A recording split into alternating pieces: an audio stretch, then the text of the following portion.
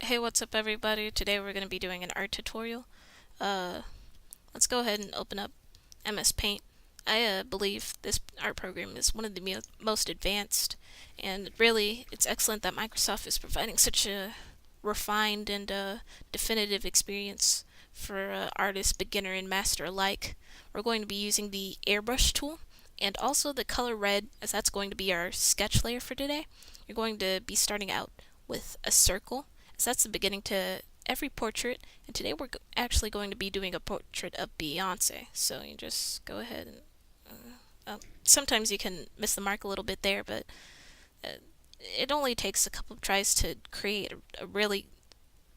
just a really great circle that you can use as a base for your drawing. And it's very organic, and you use it as a warm up just for the start of the rest of your drawing. And all you need to do is just finish the. Oh my fucking god! As you see here, we have a nice organic circle that we drew ourselves. For any portrait to start, you're going to want to draw a cross shape, just as a guideline for your eyes and your ears. We're not going to be including any major details in the sketch layer, just a nice outline for what's to come. Beyonce has very long and luxurious hair, so I'm going to express that with some nice lines, some nice detailed lines, just to start out with. For my sketch layer, I've chosen black and a slightly smaller brush size, just so we can get a little bit more advanced and precise with our lines. Just start by oh my, outlining some of the major lines in your art. And go ahead and add a little bit more detail to that hair. Your sketch line should have made it detailed enough, but you just want to go ahead and make sure that you truly express some of the more accurate details in your art. Go ahead and draw the eyes. Beyonce has very gorgeous eyes, so you're going to want to make them very detailed, along with drawing her eyelashes. After you've painstakingly drawn the rest of your details on the face, you're going to want to go ahead and color in the rest of the drawing.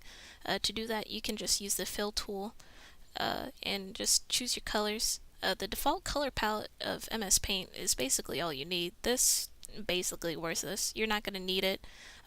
These are the most accurate, lifelike colors that you're going to have to use. And so just pick a part of your drawing and then. Actually, for this drawing, I'm just going to go ahead and color it myself, as that does add a more organic feel to your drawing and a more personal touch, as no one ever colors in the exact same way as someone else does. You can go ahead and cover up your sketch lines in this stage as well. No one will be able to tell you even had sketch lines in the first place if you just cover them up with your tools. As I've said before, you do not need any other colors other than the default ones given to you. These are the most accurate and lifelike, and you do not need anything else. Trust me on this. After you've finished up your shading, the last thing to after you've finished up your coloring, you're going to be doing your shading. For shading, you can use any color on this roster, but I'm going to be using gray. As it's usually one of the more common colors for shadows. Now, to do this, I'm going to actually be looking up a picture of Beyonce just so I can get the most accurate shading. So we're going to go on Google Images and look up Beyonce. So there's a wealth of images that we can use for our art. And I'm going to be choosing this one. It has some basic shading.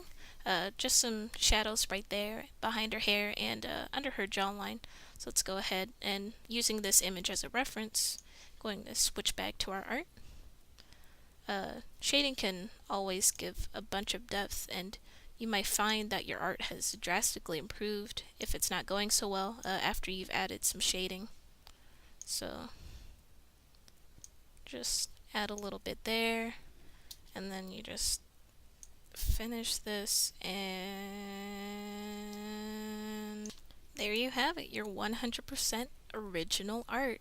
I honestly, I didn't expect the art to go this good, but just shading can add so much depth that just line art and color alone cannot.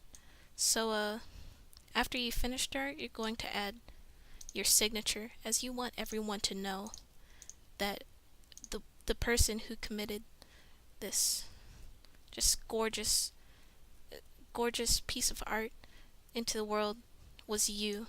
So go ahead and sign your name. It doesn't have to be too flashy, but every artist's signature is unique, and it truly expresses the personality and attitude of the artist behind the image. Thank you for joining me on this art journey, and I'm so glad that I may have let someone into this world of art that previously wasn't there before. If you've liked this video, go ahead and give it a like and maybe comment as well. And if you're really feeling generous, I'd love for you to become one of my fans and subscribe. Thank you for watching, and I'll see you in the next video.